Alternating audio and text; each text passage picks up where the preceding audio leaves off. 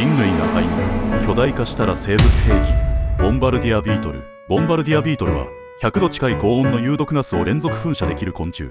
この攻撃は敵の目や口に命中すると致命傷となり、天敵を簡単に追い払うことができる。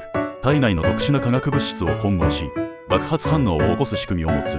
しかもこの攻撃を1秒間に数回繰り返すことが可能。もし巨大化したら凄まじい火炎放射能力を持ち、都市を燃やし尽くす兵器級の生物となる。しかも爆発は体内でコントロールされているため、自爆することなく連続攻撃が可能。生物兵器と化します。